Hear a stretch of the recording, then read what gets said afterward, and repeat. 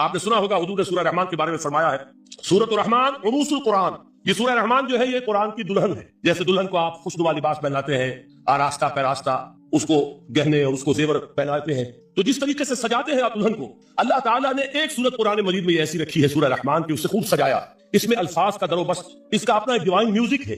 وہ تو اللہ تعالیٰ قرآن جو ہے خاص طور پر مصر کے قرآن، اللہ تعالیٰ ان پر رحمت نازل فرمائے، ان کی خطاؤں سے درگزر کرے۔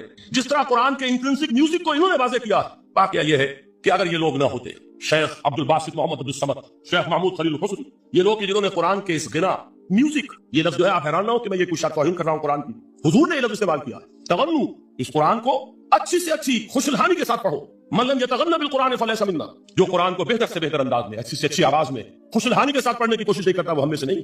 بلکہ ایک مرتبہ حضور رات کے وقت آپ گشت پر تھے اپنے ساتھیوں کے حالات معلوم کرنے کے لیے، حضرت ابو موسیٰ اشعری رضی اللہ تعالیٰ عنہ ایک صحابی ہے، ان کے گھر کے پاس سے گزر ہوا، وہ رات کو تہجد پڑھ رہے تھے، کھڑے ہوئے کیف کے عالم میں قرآن تلاوت کر رہے ہیں۔ حضور کو بہت پسند آئی ان کی قرات، کافی دیر تک وہاں کھڑے سنتے رہے۔ اب انہیں کیا پتا کون سن رہا ہے، بالکل اسی طرح سمجھ لیجیے ایک بات یاد آئی ہے، حضور فرماتے ہیں کہ جس طرح کان لگا کر اللہ قرآن کو سنتا ہے کسی چیز کو نہیں سنتا، ہمیں نظر نہیں آتا نا، ہمیں معلوم نہیں، ہم قرآن پڑھ رہے ہیں تو سننے والا کون ہے؟ سب سے زیادہ کان لگا کر خود اللہ۔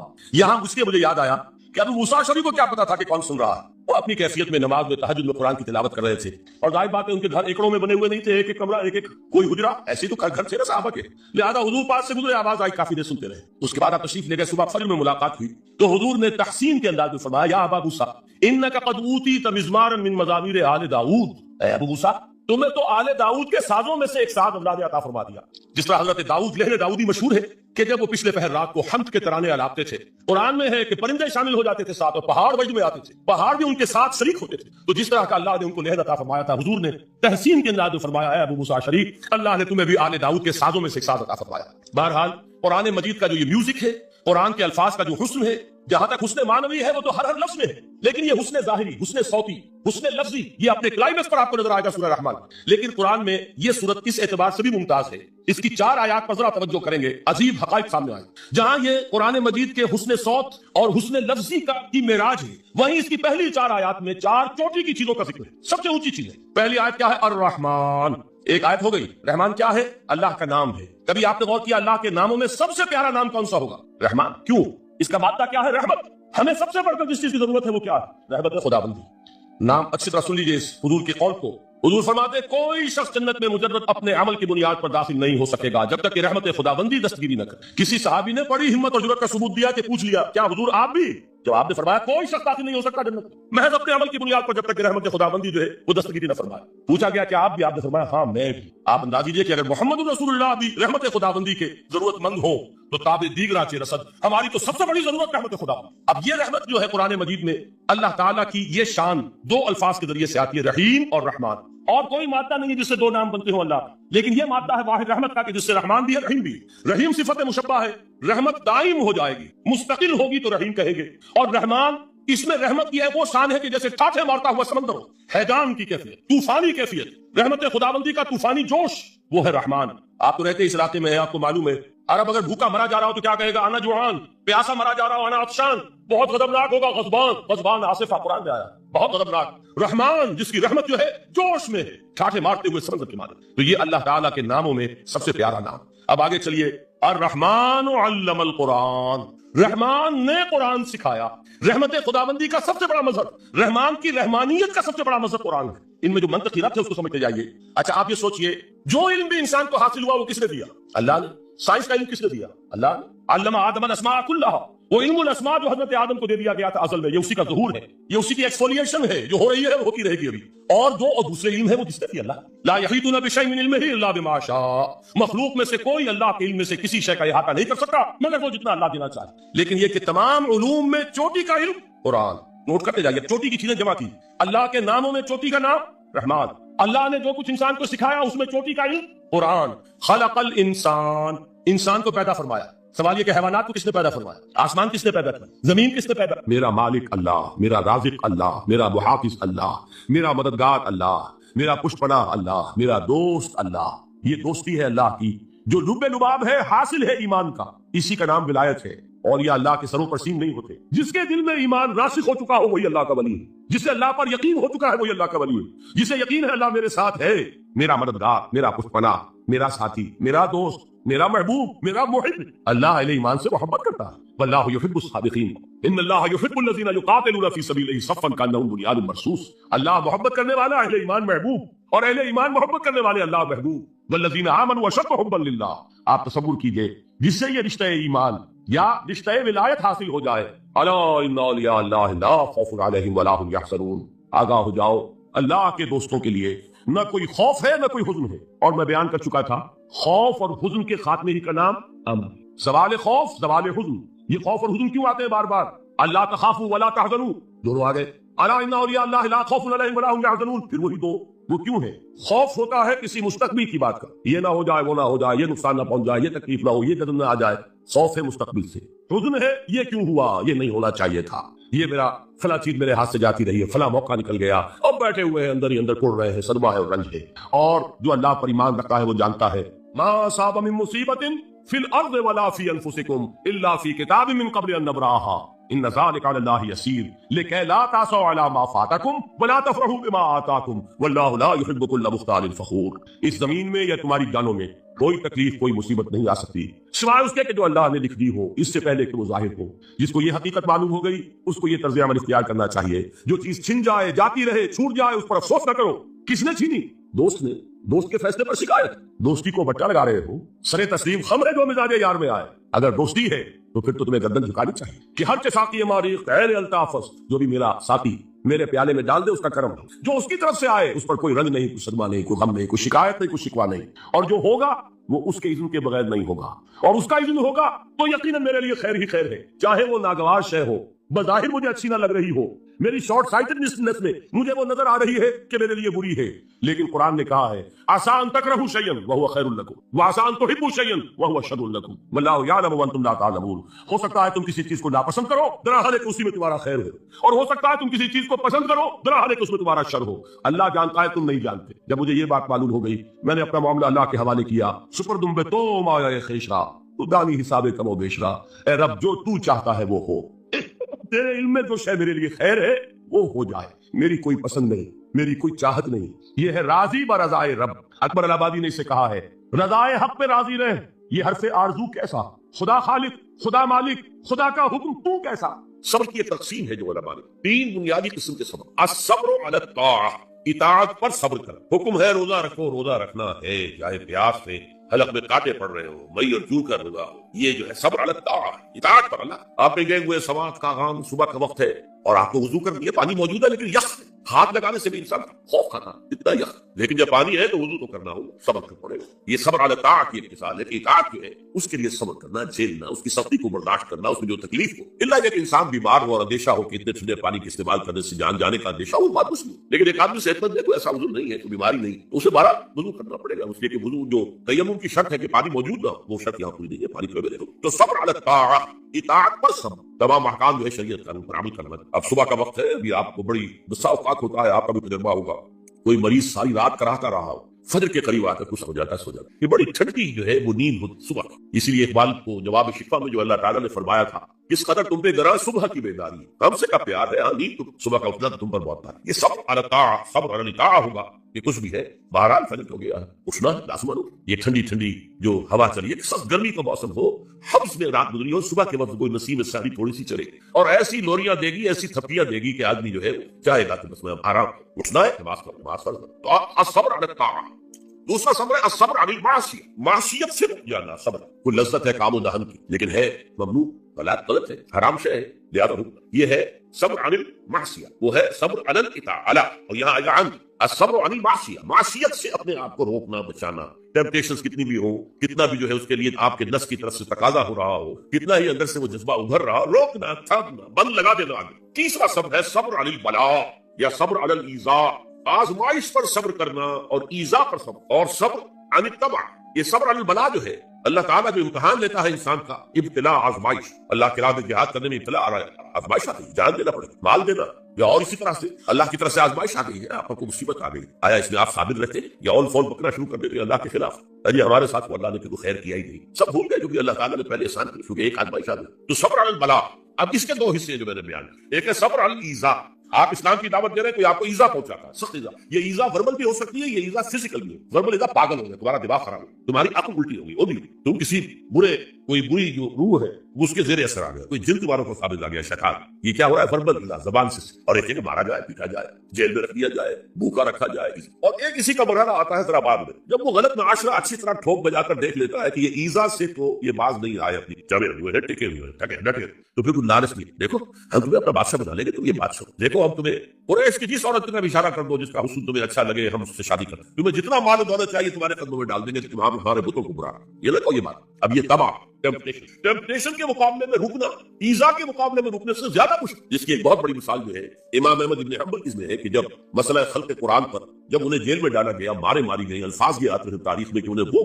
मारी गई कि अगर हाथी को भी वो मारी जाती था चिल्हाट, लेकिन उनकी आंखों में कभी आंसू बर्दाश्त। फिर जमाना बदल गया, अब खलीफा कोई और हो गए, और उनका अपना मौक़िफ़ वही था जो इमाम अहमद इब्न हंबल का है। तो अब दारुल खिलाफत से, ऐवान खिलाफत से एक एजेंसी आया है अशरफियों की थैलियां लेकर के, ये खलीफा ने आपको, इस पर हजरत इमाम अहमद इब्न हंबल रो पड़े, ऐ अल्लाह मैं इस आजमाइश का अहल नहीं, ये आजमाइश 70 है उस मार्च है कि मुझे जेल के अंदर, इससे रुकना बहुत, तो मैंने ये सब की किस्में आपको गिनवा दी। सब अल ताअ, सब अनिल मासिया। नंबर 3 सब्र अलल बला अल इब्तिला, उसकी दो किस्में, सब्र अलल ईज़ा, उसकी दो किस्में, ज़बानी कलामी वर्बल या फिजिकल जिस्मानी तौर पर, और फिर सब्र अनिल तबा, टेम्पटेशन के मुकाबले में आपको ये सब। अल्लाह इन्नहा तज़किरा, ये लफ्ज बहुत अहम है, तज़किरा, जिक्रा, तज़कीर, फज़क्किर बिल कुरान, क्या मानी इसकी? याद दहानी, सही तरीका तर्जुमा है याद दहानी। अस्सलाम वालेकुम नाज़रीन, कैसे हैं? रहमतुल्लाह ध्यान सुनने के लिए हमारे YouTube चैनल को सब्सक्राइब करें, लाइक करें, बटन प्रेस करें, शुक्रिया। एक है किसी को कुछ सिखाना, नई बात सिखाना, एक है याद दहानी, उसे एक चीज मालूम थी मैं भूल गया, याद कराना। जैसे आपके किसी दोस्त ने आपको बहुत कीमती कलम दिया था, आपने उसे बहुत संभाल कर अपने ट्रंक में रख लिया, अब साल हो गए न दोस्त से मुलाकात न वो याद, अचानक आपने किसी रोज ट्रंक खोला और वो कलम आ गया, तो आपको दोस्त याद आ जाएगा कि नहीं? इसलिए कुरान आफाक व अनफुस के लिए आयात कहता है, हम अपनी आयात दिखाएंगे तुम्हें, निशानी जिसको देखकर तुम हमें पहचानो। और तज़किरा का मतलब क्या है? पोटेंशियली ईमान हर इंसान के दिल में मौजूद है, ये जो रूह जो हमारे कल्ब की मस्कत मकीन है, इसमें अल्लाह की मार्फत भी है, अल्लाह की मोहब्बत। अलबत्ता ज़हूर के पर्दे पड़ गए, भूल और निस्यान तारी हो गया है, हम दुनिया ही के अंदर गुम होकर रह गए, हमारी सारी दिलचस्पियां दुनिया से है, लिहाजा हमारी तवज्जो ही नहीं है। वरना हर इंसान के दिल में, ये जो यहाँ हिंदुस्तान में कहते हैं आत्मा और परमात्मा, आत्मा और परमात्मा का तो ताल्लुक बहुत गहरा है। इब्तिदा में बना दी गई थी अरवाह, जब हम सबके सब तमाम इंसान आदम से लेकर और ता क़यामत जो इंसान आएगा दुनिया में, उन सब की अरवाह पैदा कर दी और पूछा गया अलस्तु बिरब्बिकुम क़ालू बला, याद है? लिहाजा ये तज़किरा है, ये याद दहानी तुम्हारे अंदर मौजूद है, अल्लाह की मारिफत भी मौजूद है, अल्लाह की मोहब्बत भी। लेकिन कल्ला बल रान अला क़ुलूबिहिम मा कानू यअमलून, इनके दिलों पर जंग आ गया है, उनके अमाल की शीशा जो है वो जंग आलूद हो गया। अल्लाह ने फरमाया इन हादिल क़ुलूब ला तस्तौ कमा यस्तौल हदीद इज़ा तसाबहुल मा, इन दिलों में भी जंग आ जाता है जैसे कि लोहे के ऊपर पानी पड़ता रहे तो उसको जंग आ जाता है। पूछा गया फमा जिलाओहा या रसूल अल्लाह, अल्लाह के रसूल हमारी तलवारों को जंग लगता है, हम पॉलिश करते हैं, सेटल करते हैं, तो फिर चलो सही, जो दिल पर अगर जंग आ जाए तो उसका इलाज क्या है? दो चीजें फरमाई, कसरत ज़िक्रिल मौत व तिलावतिल कुरान, दो काम करो कसरत से, मौत को याद रखो, यहाँ रहना नहीं है, जाना है, ये हमारा घर नहीं है, ये हमारी मंजिल नहीं, हमारा असल घर जो हुजूर ने फरमाया इन्नमा दुनिया खुलिकत लकुम व अंतुम खुलिकतुम लिल आखिरह, ये दुनिया तुम्हारे लिए बनाई गई, तुम आखिरत के लिए बनाए गए। इसलिए हुजूर ने फरमाया कुन फी दुनिया कान्नका गरीबुन आबिर सबील, दुनिया में ऐसे रहो जैसे राह चलते मुसाफिर या अजनबी। अपने बारे में फरमाया माली वाली दुनिया, मुझे तुम्हारी दुनिया से क्या सरोकार, इन्नमा मसली कराकिबिन सदल्ला तहत शजरतिन सुम्मा राह फतरका, मेरी मिसाल उस मुसाफिर किसी है जो जरा सस्ताने के लिए किसी दरख्त के साए में बैठा है थोड़ी देर, वो उसका घर तो नहीं है, उसकी मंजिल नहीं है, फिर वो उसको छोड़ता है अपना रास्ता लेकर। ये अगर हमारा तस्वुर कायम होता है, कल्ला इन्नहा तज़किरा। अब उसके बाद जो अल्फाज आए फी सुहुफिन मुकर्रमतिन मरफूअतिन मुतहहरतिन बिअयदी सफरतिन किरामिन बरर, ये जो कुरान है जो तज़किरा है ये बड़े ही इंतहाई पाकीज़ा सहीफों में है। फी सुहुफिन मुकर्रमतिन, बड़े बाइज़्ज़त, मरफूअतिन मुतहहरतिन, मरफू बुलंद और इंतहाई पाक, बिअयदी सफरतिन, ये किनके हाथों में है? लिखने वाले वो फरिश्ते, बिअयदी सफरतिन किरामिन बरर, तो निहायत बाइज़्ज़त है, बहुत वफादार है अल्लाह। यानी असल कुरान कहाँ है? लोहे महफूज में है। असल कुरान कहाँ है? अभी पढ़ेंगे हम, किताब मकनून छुपी हुई किताब के अंदर है। असल कुरान कहाँ है? व इन्नहा लफी उम्मिल किताब लदैना लअलियुन अज़ीम, ये तो उस उम्मुल किताब में जो हमारे पास है, बहुत बुलंद है, बहुत अज़मत वाला है। जो लोग अल्लाह पर ईमान लाए, कहे कि हमारा रब अल्लाह है, फिर उस पर जम जाए, उन पर फरिश्तों का नुज़ूल होता है, न कोई गम करो न खौफ, खुशियां मनाओ जन्नत की जिसका तुमसे वादा किया गया था। अल्लाह की रबूबियत पर इत्मीनान जब इंसान को हो जाता है, मेरा रब अल्लाह है, रब्बी अल्लाह, इंसान के लिए न कोई खतरा, न कोई खतरा, न कोई खौफ, न कोई हुजूर। जो कुछ हो रहा है किसके इज़्न से हो रहा है? अल्लाह के इज़्न से। अल्लाह के इज़्न के बगैर पता तक नहीं हिलता। ये कोई अंधा बहरा मादा नहीं है जिससे मुझे कोई खौफ हो। अंधा भैंसा चला रहा हो उससे तो डरने का हर इंसान को डरना चाहिए, न मालूम किसको टक्कर मार दे। लेकिन नहीं, इस कायनात को चलाने वाला एक समीउ बसीर खुदा है। वो जो मेरा दोस्त, मेरा वली है, अल्लाह वलीयुल्लज़ीना आमनू युखरिजुहुम मिनज़्ज़ुलुमाति इलन्नूर। अल्लाह अहले ईमान का वली है, साथी है, मुस्तपनाह है, मददगार है, हिमायती है। बताइए जिससे यकीन हो जाए कि अल्लाह मेरा मददगार, अल्लाह मेरा मुहाफिज, अल्लाह मेरा पुष्पनाह, अल्लाह मेरा हिमायती, उसके लिए कोई खौफ होगा? उससे कोई डर होगा? मैं मिसाल दिया करता हूँ बहुत सादा, पंजाब के देहात की। तो बड़ा चौधरी है और कोई गरीब किसान है। उस गरीब किसान की के जानवरों को हर वक्त अंदेशा होगा चोरी का, कोई मेरी भैंस खोल कर न ले जाए, कोई मेरा बैल खोल कर न ले जाए। लेकिन जिसके बारे में ये सबको मालूम हो कि वो जो बड़ा चौधरी है वो इसका दोस्त है, उसकी बच्चिया को कोई खौफ होगा? उसकी भैंस पर कोई हाथ डालेगा? उससे कोई अंदेशा होगा? नहीं। क्यों? कि वो बड़ा चौधरी, बड़ा का यहाँ का सरदार, जागीरदार, सबको मालूम है वो मेरा दोस्त है, कोई मेरे खिलाफ इक़दाम नहीं कर सकता। इस दुनिया में ये छोटी सी बात अगर आपके दिली इत्मीनान और सुकून का बाइस बन सकती है तो जरा तसव्वुर कीजिए। मैं लफ्ज़ तसव्वुर इस्तेमाल करूंगा तो इसलिए कि इसका हम जिसको कहते हैं इदराक और शऊर कर नहीं सकते, अगर के साथ कर सकते हैं। अगर यकीन हो कि अल्लाह मेरा मददगार और यकीन हो कि अल्लाह हर आन मेरे साथ है, फिर कोई खौफ किसका खौफ? कोई शय अल्लाह से बालातर है, कोई कुव्वत उससे ज्यादा ताकतवर है, कोई उसके इरादे को बदलने वाला है, कोई उसकी मशीयत के आड़े आने वाला है? यही बात है जो हुजूर ने फरमाई। ये ईमान का हासिल है रुबे रुबाब कि देखो अच्छी तरह इस बात को ज़हन नशीन कर लो। अगर तमाम इंसान मिलकर तुम्हें कोई नुकसान पहुंचाना चाहे नहीं पहुंचा सकते, मगर जो कुछ अल्लाह ने लिख दिया हो, और तमाम इंसान मिलकर तुम्हें कोई नफा पहुंचाना चाहे नहीं पहुंचा सकते, मगर वो शय जो अल्लाह ने तय कर। आप फिर मैं कहूंगा जरा तारीफ कीजिए, इसे फर्ज कीजिए, इसे सोचिए। अगर इस हदीस पर हमारा दिल झुका हुआ हो तो किसी से डर होगा? ये मुझे नुकसान ना पहुंचा दे, ये मेरी रिपोर्ट खराब ना कर दे, ये मेरी इंक्रीमेंट ना रुकवा दे, ये मेरा ये ना बिगाड़ दे, ये मेरे ये नुकसान ना पहुंचा दे, इसका डर, उसका डर, इसका खौफ, उसकी खुशामद, उसके लिए जाकर तरह तरह से अपनी इज्जत नफ्स को जलील करवाना उसके सामने। ये सब कुछ क्यों करता है इंसान? जब समझता है कि इसके हाथ में मेरा कोई नफा, इसके हाथ में मेरे लिए कोई जरूरत है, ये मुझे कोई वेदन पहुंचा सकता है, ये मुझे कोई नुकसान पहुंचा सकता है, ये मेरे कोई काम बना सकता है, ये मेरी कोई जरूरत पूरी कर सकता है, इसी का नाम शिर्क है। जहां आपने ये समझा कि गैरुल्लाह के अंदर कोई ताकत मौजूद है, वही शिर्क है। बुतों से तुझको उम्मीद है, खुदा से नौमीदी, मुझे बता तो सही और काफरी क्या है? शिर्क तो ये जिस पर भी तुम्हें ये ख्याल है कलमा है, ये कलमा सोम ला हौला वला कुव्वता इल्ला बिल्लाह। जरा इस पर दिल को कभी अगर आप तसव्वुर करें, फिर फर्ज करें, दिल ठुक जाए, इस पर कोई ताकत नहीं। यही बात थी जो शेख अब्दुल कादिर जिलानी रहमतुल्लाह अलैह ने अपनी वसीयत में अपने बच्चे से कही। 11वीं देने वाले हैं, लेकिन हजरत शेख अब्दुल कादिर जिलानी की वसीयत और तालीमात को कितने लोग जानते हैं? ये जिन मकामात तक पहुंचे हैं वो किस चीज की बदौलत पहुंचे? उन्होंने जो पैगाम दिया वो क्या था? ऐ मेरे बच्चे, जिस तरीके से कुरान मजीद में हजरत लुकमान की नसीहतें जो है नकल कर दी गई है, मैं ये करूंगा बिलफर्ज अगर कुरान हजरत अब्दुल कादिर जिलानी के बाद नाज़िल हुआ होता तो शेख अब्दुल कादिर की ये नसीहतें भी कुरान में दर्ज होती। इतनी ऊंची नसीहतें हैं। ऐ मेरे बच्चे, इस हकीकत को ज़हन नशीन कर ले, ला फाइला फिल हकीकत वला मुअस्सिरा इल्लल्लाह। इस कायनात में न कोई फाइल हकीकी है, न मुअस्सिर हकीकी है सिवाय अल्लाह। किसी शय में कोई तासीर नहीं अगर अल्लाह न चाहे। आग जला नहीं सकती अगर अल्लाह न चाहे, पानी डबो नहीं सकता अगर अल्लाह न चाहे, जहर हलाक नहीं कर सकता अगर अल्लाह न चाहे, कोई किस फायदा नहीं पहुंचा सकती अगर अल्लाह न चाहे। तो दर दर पे क्यों सर झुकाते हो? दर दर पर क्यों जबीन साई करते हो? सबके सामने क्यों हाथ फैलाते हो? एक अल्लाह से मांगो, एक अल्लाह के सामने जमीन पर अपनी जमीन रखो। ला फाइल फिल हकीकत वला मुअस्सिरा इल्लल्लाह। नजर आता है कि पानी प्यास बुझा देता है, प्यास बुझाने की सलाहियत पानी में नहीं है, अल्लाह के इज़्न से। खाना भूख मिटा देता है, भूख मिटाने की सलाहियत खाने में नहीं है, इसलिए रब ने। देखिए यही यकीन था हज़रत मूसा अलैहिस्सलाम का वाक़या याद कीजिए। सामने समंदर आ गया है, कौम देखती है पीछे कि गर्दो गुबार का तूफान। मालूम हुआ कि फिरौन अपने लश्कर समेत आ गया। लश्कर जब चलता था तेज रफ्तारी के साथ तो गर्दो गुबार का जो तूफान उठता था उसका तसव्वुर, और लम्हा बलम्हा वो करीब आ रहा। पूरी कौम ने क्या कहा? ऐ मूसा इन्ना लमुदरकून, ऐ मूसा हम पकड़े गए। कुरान मजीद में तो यहाँ वो बातें नहीं लिखी है, लेकिन तौरात में ये दर्ज है कि बनी इसराइल झगड़ने लगे, दस्तों गरीबान हो गए मूसा के साथ। मूसा ने यह फरमाया लाकर इसे तो वही देकर वहां खाने को मिलता था, जिंदगी तो बेकार हम कर रहे थे, मौत तो नहीं थी। अब जो कुछ होगा उसका तसव्वुर करो, जिस तरीके से हमारे टुकड़े उड़ाए जाएंगे। तो लड़ रहे हैं हज़रत मूसा अलैहिस्सलाम। ये तौरात की तफसील है, कुरान में सिर्फ इतना आया है, परेशान होकर उन्होंने कहा इन्ना लमुदरकून, मूसा को पकड़े गए। उस वक्त मूसा का जवाब क्या है? कल्ला इन्ना मई रब्बी सयहदीन, नहीं मेरे साथ मेरा रब है, वो रास्ता देगा। बताइए कहाँ रास्ता नजर आ रहा है? ये है ईमान बिल गैब। रास्ता नजर ना आए तब अल्लाह पर यकीन ईमान है। जेब में पैसे हो तब दिल को इत्मीनान है, तो ईमान किस पर हुआ? पैसे पर, अल्लाह पर नहीं। जब वसाइल व ज़राइल न हो और फिर यकीन हो कि अल्लाह मुसब्बिबुल अस्बाब है, वो अस्बाब का पाबंद नहीं है, वो अस्बाब का मुहताज नहीं है, अस्बाब उसके मोहताज है। अगर ये यकीन है तो अल्लाह पर ईमान है, ये नहीं है तो तुम्हारा ईमान अस्बाब पर है, वसाइल पर है, ज़राए पर है, मादियात पर है, अल्लाह पर नहीं। उस वक्त कहाँ रास्ता था? रास्ता था समंदर है और उधर से लश्कर आ गया है। कल्ला इन्ना मई रब्बी सयहदीन। अब देखिए ईमान کہہ دینا آسان ہے ہوا معکم اینما کنتم، جہاں کہیں بھی تم ہوتے ہو اللہ تمہارے ساتھ ہوتا ہے، لیکن اس کا یقین قائم ہو جائے تو زمین و آسمان کا فرق واقع ہو جائے۔ یہی بات ہوئی حضور کے ساتھ، غار ہے، چھپے ہوئے ہیں محمد رسول اللہ اور آپ کے وہ یار غار ابو بکر صدیق رضی اللہ تعالیٰ عنہ۔ اقبال نے حضرت ابو بکر کی شان میں چند اشعار کا صرف، لیکن واقعہ یہ ہے کہ بھاری بھاری نظموں پر اور قصیدوں پر بھاری، طویل ترین نظمیں اور قصیدے ہیں ان پر بھاری۔ ہمتیں ابو بکر کی ہمت جو ہے، کشت ملت را جو اب جیسے بارش سے کھیتی بچتی ہے، ابو بکر کی ہمت اور عظیمت اس امت کو اسی طرح سینچنے والی ہے۔ ثانیے اسلام و غار و بدر و قمر، وہ دوسرے تھے اسلام میں جس نے پہلے کون تھے؟ انا اول المؤمنین، حضور کی بات ہے، سب سے پہلا ایمان لانے والا میں، دوسرے ابو بکر۔ ویسے ہمارے ہاں یہ چلتا ہے اختلاف حضرت علی پہلے ہے کہ حضرت ابو بکر پہلے ہے، کہ دل نہیں دیکھ رہا، روح نہیں دیکھ رہی، روح اندھی ہو چکی، اس لیے قرآن کہتا ہے لہم قلوب لا یفقہون بہا، دل تو ہے تفقہ نہیں ہے، معلوم ہوا کہ دل کا ایک فنکشن بلکہ تعقلون کا لفظ بھی آیا، فتکون لہم قلوب یعقلون بہا، ان کے دل ہوتے جن سے کہ یہ تعقل کرتے، تو گویا کہ انسان میں دو عقلیں جمع، ایک عقل حیوانی ہے اور ایک عقل روحانی۔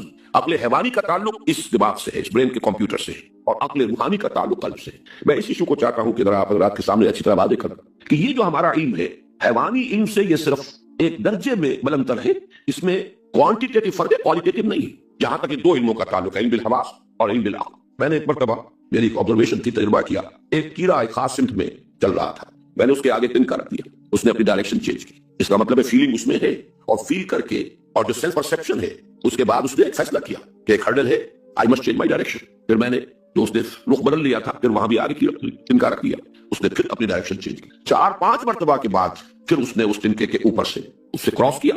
معلوم ہوا کہ اس نے سوچا ہے، غور کیا ہے، سینس پرسیپشن بھی اس کی مکمل ہے۔ پھر پہلے اس نے اس کو ایوائڈ کرنے کے لیے جو آسان طریقہ تھا وہ اختیار کیا ہے، بالآخر اس نتیجے پر پہنچا کہ یہ آبسٹرکشن میرا پیچھا نہیں چھوڑ رہی، I have to overcome it, کسی طریقے سے اس کو ایوائڈ کرنا ممکن نہیں ہے، اب اس کے اوپر سے نکلا ہے۔ یہی تو ہے انسانی علم، یوں سمجھیے کہ اس کا چھوٹا کمپیوٹر ہے، ہمارا کمپیوٹر بہت بڑا ہے، سپر کمپیوٹر ہے۔ نوعیت کے اعتبار سے یہ جو علم ہے اس میں کوئی فرق نہیں ہے حیوانی علم میں اور انسانی علم۔ نوعیت کے اعتبار سے اسینشلی ڈیفرنٹ اگر کوئی شے ہے انسانی علم میں تو وہ علم بالقلب ہے۔ یہ علم بالقلب یا علم بالروح، یہ ہے وہ شے جسے آج کی دنیا تو تسلیم کر رہی ہے ESP کے نام سے، what is extra sensory perception. کسی زمانے میں اس کے لیے الفاظ بڑے ایمبیگوس تھے جو ہم استعمال کرتے تھے، انٹیوشن، وجدان۔ ایک چیز تو وہ ہے جو مجھے معلوم ہے، اس سورس سے معلوم ہوئی، اس نے بتایا، میں نے اس سے یہ نتیجہ نکالا، یا ایک اور خبر آئی کسی اور جگہ سے، میں نے دونوں کو کمپیئر کیا، کون سی خبر زیادہ صحیح معلوم ہوتی ہے، میں نے اس کو تسلیم کر لیا۔ یہ تو وہ نالج ہے کہ جو میرے اپنے جو نون ذرائع ہیں ان سے آتا، لیکن اچانک یہ خیال دل میں آتا، ہم کہتے ہیں مجھے کچھ وجدانی طور پر محسوس ہوتا ہے کہ یہ معاملہ ایسا نہیں ہوا کہ پہلے سے بھی آخر یہ الفاظ جو ہماری زبان کے وضع ہوئے ہیں تو ہمارے تجربے اور احساس کی بنیاد پر ہوئے ہیں۔ مجھے وجدانی طور پر محسوس ہو رہا ہے کہ ایسا معاملہ یوں نہیں ہے، یوں ہے، اگرچہ رپورٹ مختلف ہے، اخبار مختلف ہیں، باتیں جو آ رہی ہے وہ کسی اور طرف مجھے لے جا رہی ہے، لیکن میرا وجدان کہتا ہے کہ بات یوں نہیں۔ یہ آج آپ کو معلوم ہے کہ یہ تو بہت بڑا میدان بن چکا ہے سائنٹیفک ریسرچ کا، ESP، ایکسٹرا سینسری پرسیپشن، جس کے اندر سینسیشن ہے ہی نہیں، یعنی کانوں اور آنکھوں سے اس کا کوئی تعلق نہیں، لیکن پرسیپشن ہو رہی ہے۔ یہ جو ایکسٹرا سینسری پرسیپشن ہے یا علم بالروح یا علم بالقلب، یہ ہے در حقیقت کے جو مذہب کا اصل میدان ہے۔ جہاں تک پہلا علم ہے وہ انسان کی مشترک متاع ہے، حضرت آدم کو وہ علم دے دیا گیا، وہی مانا کہ اس کا میکینزم، اس کا اپریٹس پورا کا پورا حضرت آدم کی شخصیت میں ودیع کر دیا گیا، اسی کا دیکھو، سنو، نتیجہ نکالو، میموری میں اس کو فیڈ کر دو، پھر کچھ دیکھو گے، پھر ریفر کرنا، پھر اور نتیجہ نکالنا، علم آگے بڑھے گا۔ اس علم کو قلم کے ذریعے سے قلم بند کرنا تاکہ اگلی نسل کو منتقل ہو سکے۔ یہ علم اس طور سے آبزرویشن سے، ان السمع والبصر والفؤاد کل اولئک کان عنہ مسئولا، یہ بیسک فیکلٹیز آدم کو دے دی گئی، یہ کمپیوٹر بھی دے دیا گیا اور یہ ایکسٹرا جو سینس پرسیپشن دے دی گئی۔ اب کسی کی ایکسفولیشن ہو رہی ہے، جیسے کہ ایک گٹھلی کے اندر پورا آم کا درخت موجود ہے، اسی میں سے نکلتا ہے، اسی میں سے برآمد ہوتا ہے، ان منیچر وہ پورا آم کا درخت اس گٹھلی میں ہے۔ حضرت آدم کو گویا کہ یہ سارا علم دے دیا گیا، لیکن with the passage of time gradually اس کی ایکسفولیشن ہوئی ہے، وہ علم بڑھتا چلا جا رہا ہے۔ یہ علم جو ہے یہ کہاں تک پہنچ گیا ہے، علامہ اقبال نے جو شعر کہا تھا کہ عروج آدم خاکی سے انجم سہمے جاتے ہیں کہ یہ ٹوٹا ہوا تارا مہ کامل نہ بن جائے۔ یہ علم کہاں سے کہاں تک انسان کو لے گیا ہے، اور یہ علم ہے جو خلافت کی بنیاد ہے۔ اسی سے مسئلہ حل ہوا میرا۔ ایک حدیث ہے، مسلم شریف کی روایت ہے، لہذا اس کی سند پر بھی کوئی کلام نہیں کیا جا سکتا۔ راوی حضرت عمر ہے رضی اللہ تعالیٰ عنہ، فقہائے صحابہ میں سے ہیں، بڑے ذی شعور ذی فہم، لہذا اس اعتبار سے بھی اس حدیث کا ایک پایہ جو ہے بہت بلند ہے۔ متن یہ ہے کہ حضور نے فرمایا ان اللہ یرفع بہذا الکتاب اقواما ویضع بہ آخرین، اللہ تعالیٰ اب اسی کتاب قرآن کی بدولت قوموں کو اٹھائے گا، بلند کرے گا، باب عروج پر پہنچائے گا، اور اسی کو ترک کرنے کی بنا پر انہیں گرا دے گا، ذلیل و خار کر دے گا۔ یہ حدیث حضور کا فرمان سراخوں پر، سمجھ میں آئے تب بھی، نہ سمجھ میں آئے تب بھی، ہمارے ایمان کا تقاضا ہوا صادق المصدوق۔ لیکن یہ کہ دل میں تو خلش تھی کہ مغربی اقوام کو جتنا ترقی حاصل ہوا، اتنی ترقی انہوں نے کی، دنیا پر غالب ہیں، ان کی تہذیب کا سکہ رواں ہے، اگرچہ بظاہر وہ کولونیل رول کا دور ختم ہو چکا ہے، لیکن حقیقت میں کسی دوسری شکل میں پورا کا پورا موجود ہے، جکڑا ہوا ہے پوری نوع انسانی کو۔ ذرا سا کچھ فرانس اور کچھ چین ابھی ان کے اس شکنجے سے باہر ہیں، اور پورا زور لگ رہا ہے اس وقت۔ بیکر صاحب کے دورے چین کے ہوئے اور خود بش صاحب پہنچ گئے فرانس، کسی طریقے سے ان کو بھی یہ دو ہارڈ نٹس رہ گئے ہیں، باقی یہ کہ معاشی طور پر پورا تغلب اور پورا جو ہے تمکن غلبہ ہو جانا چاہیے، نیو ورلڈ آرڈر یا جو نیو ورلڈ آرڈر ہے اس کا، یہ سب کچھ جو ہے آخر کس بنا پر؟ حدیث تو کہہ رہی ہے کہ اس کتاب کی وجہ سے لوگوں کو عروج نصیب ہوگا، قومیں ابھریں گی اس کتاب کی بنا پر، گریں گی اس کتاب کی بنا پر۔ گویا کہ یہ اقوام کی قسمتوں کی میزان ہے، ایک طرف حدیث کے الفاظ، دوسری طرف مشاہدہ، یہ تو ایک خلجان رہا، اگرچہ میں نے اس کا تذکرہ نہیں کیا لیکن رہتا تھا۔ آخر اگر حضرت ابراہیم کا بھی معاملہ قرآن مجید میں آیا تو انہوں نے بھی درخواست کی تھی کہ رب ارنی کیف تحیی الموتیٰ، پروردگار مجھے دکھا کیسے زندہ کرے گا تو مردوں کو۔ قال اولم تؤمن قال بلی ولکن لیطمئن قلبی، اللہ نے فرمایا کہ اب ایمان نہیں رکھتے؟ یہ کیوں نہیں؟ ایمان تو ہے، مانتا ہوں، لیکن ذرا دل کا اطمینان میں چاہتا ہوں، کوئی خلجان نہ رہ جائے، پوری طرح دل ٹھک جائے۔ تو اس درجے میں اگر کبھی ہمارے دل میں بھی ایک پیدا ہو جائے، کوئی پیاس تو خرچ نہیں ہے بلکہ علم کے بڑھنے کا یہ ذریعہ بنتا ہے۔ جب ریکنسٹرکشن کا میں نے مطالعہ کیا، علامہ اقبال کے خطبات، وہاں مجھے اس کا جواب ملا۔ ان کا کہنا یہ ہے کہ اس ویسٹرن کلچر کا بھی انر کور جو ہے وہ خالص قرآنی ہے، اس لیے کہ ان السمع والبصر والفؤاد، ان کو بھرپور طریقے پر ابھر کر لائے۔ قرآن نے جس علم کو خلافت کی بنیاد قرار دیا ہے، اس علم کو انہوں نے پرسو کیا، اس میں ارتقا کیا، اس میں ترقی کی، اسے پروان چڑھایا۔ یہ علم بھی در حقیقت ہے تو اسی علم کا ایک حصہ جس کو قرآن مجید اس اہتمام سے خلافت انسانی کی اصل اساس دے رہا ہے، وہ تو علم الاسماء ہے، اور اس علم الاسماء میں اشیاء کے خواص، پراپرٹیز آف دی میٹر اور physical laws of physical change and chemical change, آخر یہی چیزیں ہیں کہ جن کو انسان نے دریافت کیا ہے، اور ان دریافت کے نتیجے میں جو بھی سائنٹیفک ارتقا ہوا، ٹیکنالوجی بڑھتی چلی گئی، تو یہ اسی پر عمل ہے در حقیقت۔ ان السمع والبصر والفؤاد کل اولئک کان عنہ مسئولا۔ باقی جو چیزیں اس کے اندر اضافی آ گئی ہیں، ان کی تہذیب میں جو چیزیں کہ اس آسمانی ہدایت کے منافی آ گئی ہیں، ان کو اس وقت اپنے ذہن سے خارج کر دی۔ لیکن یہ ترقی، یہ غلبہ انہیں اگر ہوا ہے تو یہ اسی علم اسماء کی پرسوٹ اور اس کی ترقی میں جس طریقے سے کہ انہوں نے محنت کی ہے اسی کے نتیجے میں ہوا، اور وہی در حقیقت خلافت عرضی کی بنیاد ہے۔ دوسرا علم جیسا کہ میں عرض کر رہا تھا، یہ علم بالقلب ہے۔ اس علم بالقلب کو یا علم بالروح کو عام انسانوں کو بھی اس میں سے حصہ ملتا ہے، جس سے ہم کہتے ہیں میرے دل میں کوئی بات آ گئی، انٹیوشن، ایکسٹرا سینسری پرسپشن۔ لیکن اسی کے لیے اصطلاحات ہیں الہام، القاء، کشف، رؤیا صادقہ، یہ چیزیں لوگوں کو ہوتی ہیں۔ کوئی انسان ایک واقعہ خواب میں دیکھتا ہے، چند دنوں کے بعد تو واقعہ دھول پذیر ہو جاتا ہے۔ بلکہ حدیث میں وضاحت ہے، حضور پر جب وحی کا آغاز ہوا، اول ما بدأ به، اس چیز سے کہ وحی کا سلسلہ شروع ہوا ہے حضور پر، وہ سچے خواب تھے، رؤیا صادقہ۔ جو کچھ آپ خواب میں دیکھتے تھے وہ بالکل کفلق الصبح، لفظ یہ جیسے صبح نمودار ہو جاتی ہے، بالکل اسی طرح وہ واقعہ ظہور پذیر ہو جاتا ہے۔ اس سے معلوم ہوا کہ حضور صلی اللہ علیہ وسلم کی روح مبارکہ کا ایک کانٹیکٹ قائم ہو گیا ہے اس عالم کے ساتھ، غیر مرئی عالم کے ساتھ، عالم امر کے ساتھ، عالم خلق سے بلند تر جو ایک عالم امر ہے اس کے ساتھ ایک رابطہ استوار ہو گیا۔ یہ چیزیں ہیں جن کو ہمارے ہاں کشف، الہام، رؤیا صادقہ سے ثابت کیا جاتا ہے، اور اسی کی بلند ترین شکل ہے وحی۔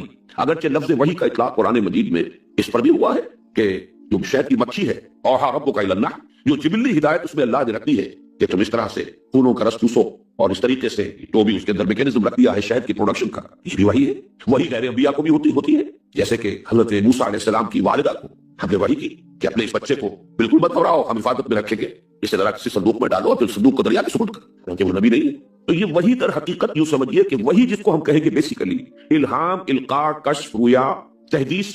یہ تحدیث، کوئی بات آپ کے دل میں آ گئی، نفث ربی فی روعی، میرے رب نے میرے دل میں یہ بات ڈال دی۔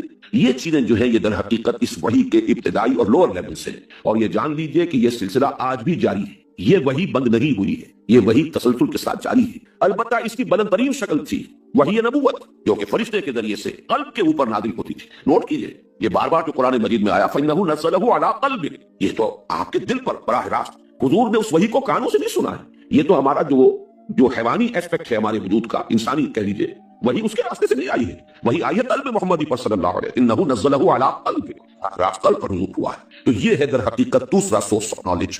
یہاں سے ذرا آگے چلیے، میں ذرا تقسیم آپ کے سامنے کرنا چاہتا ہوں یہ علوم کی۔ دو حصے میں نے قائم کیے، ویسے میں چاہتا تھا کہ میں اس کا کوئی نقشہ بنا کر کوئی آپ کو اس کی کاپیز بھی دے دوں، لیکن یہ کہ بعد میں کبھی اس کی نوبت آئے گی انشاءاللہ، جنہیں دلچسپی ہوگی وہ حاصل کر لیں یہاں کے جو انجمن خطاب القرآن کا مرکز ہے۔ لیکن اس وقت میں چاہتا ہوں کہ بڑی تیزی کے ساتھ چند باتیں آپ کو اس میں سے گنوا دوں۔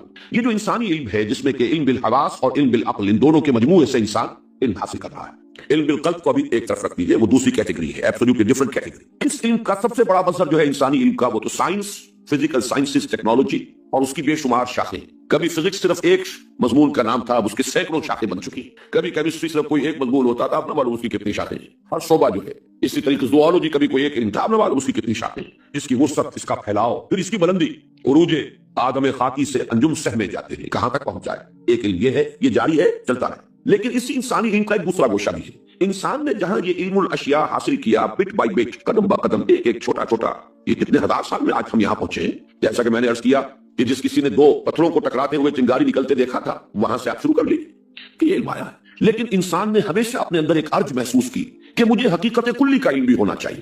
یہ کائنات کیا ہے، یہ گورکھ دھندا کیا ہے، یہ کب سے ہے، کب تک رہے گی، آیا ہمیشہ سے ہے یہ کائنات اور ہمیشہ رہے گی، یا it has any beginning and any and, کوئی ہے یا نہیں، کوئی یہ خود بن گئی ہے، کوئی کسی نے اس کو بنایا، اگر کوئی بنانے والا ہے وہ کون ہے، اس کی ہستی کیسی ہے، اس کی ذات، اس کے صفات، پھر یہ کہ ہم کہاں سے آئے یہ تو معلوم ہے، ولادت ہوئی ہماری آج سے 50 سال 60 سال 30 سال پہلے ولادت ہوئی، چلیے اس سے پہلے اور یہ بھی معلوم ہے کہ اس سے پہلے 9 مہینے ہم نے اپنی ماؤں کے پیٹوں میں بھی گزارے ہیں۔ ابھی جو آیتیں آپ نے سنی، اخرجکم من بطون امہاتکم، یہیں سے تو آج تلاوت شروع ہوئی تھی، تو کیا بس یہی ہے ہماری beginning? And what's the end? Is that the end? Is it the end of our existence? خاتمہ؟ تو اگر ہمارا وجود بس یہی کچھ ہے، عمر دراز مانگ کے لائے تھے، 4 دن 2 آرزو میں کٹ گئے، تو انتظار میں تو یہ کیا زندگی ہوئی؟ اسی کو ذرا اور انداز میں کہا ہے فیض نے کہ ایک فرصت گناہ ملی، وہ بھی 4 دن دیکھیں ہم نے حوصلے پروردگار کے، لیکن کیا زندگی بس اتنی ہی ہے؟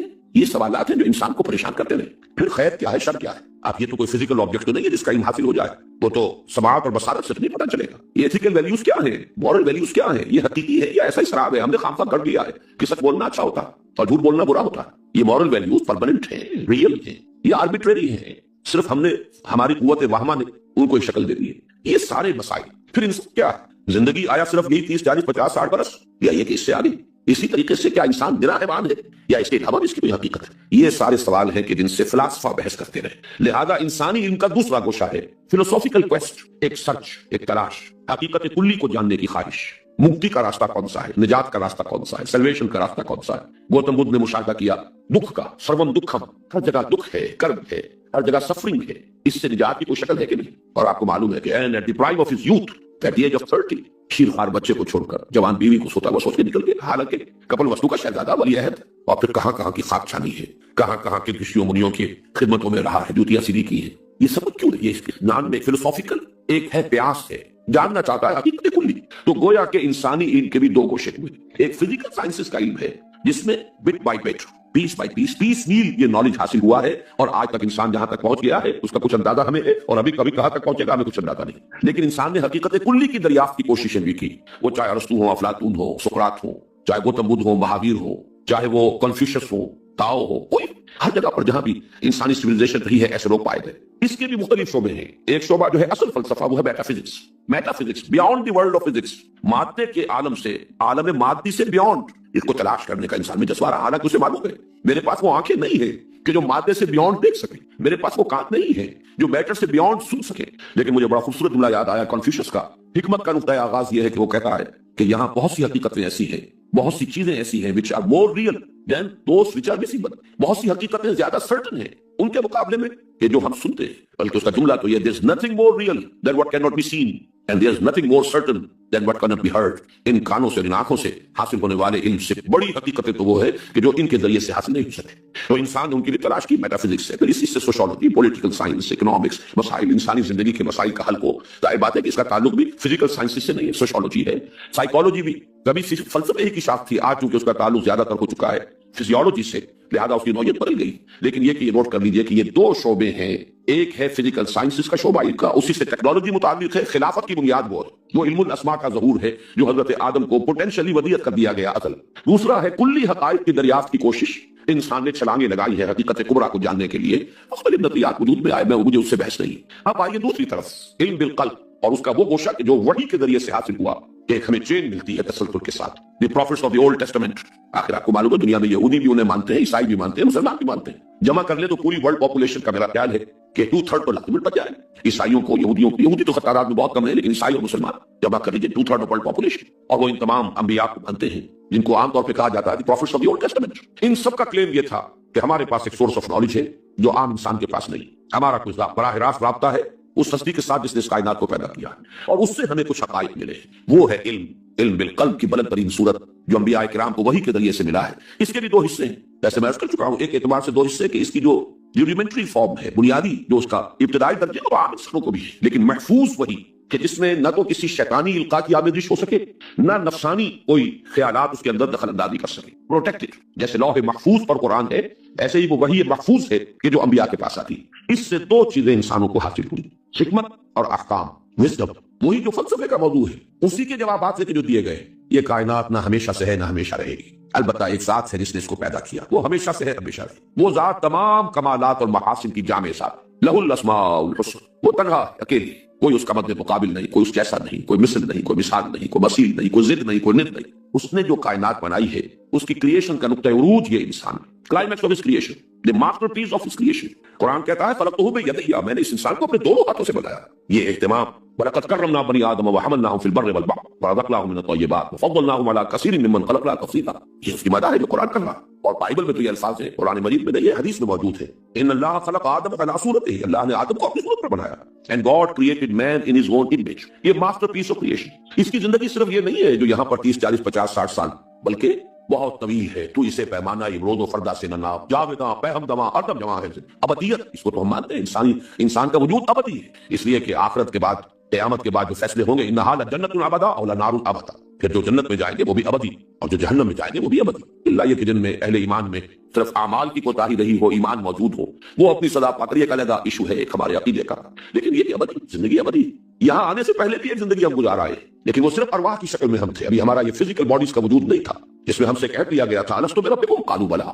और अरवाह जुनूदुम मुजन्नदा, लश्करों की शक्ल में तमाम अरवाह क्रिएट कर दी गई थी। अब उसके बाद रहम मादर में जो बच्चा तैयार होता है, उसके साथ उसकी वो रूह जो अज़ल में क्रिएट की गई थी वो शामिल की जाती है। ये कॉम्पोजिट बीइंग है इंसान का। जिंदगी सिर्फ ये नहीं है, असल जिंदगी आखिरत की है। इन्न दारल आखिरत लहियल हयवान लौ कानू यालमून। असल जिंदगी तो आखिरत की है। ये तो किताब जिंदगी का दीबाचा है, मुकदमा है, नथिंग मोर देन दैट। असल किताब जिंदगी खुलेगी मौत के बाद। व इन्न दारल आखिरत लहियल हयवान, आखिरत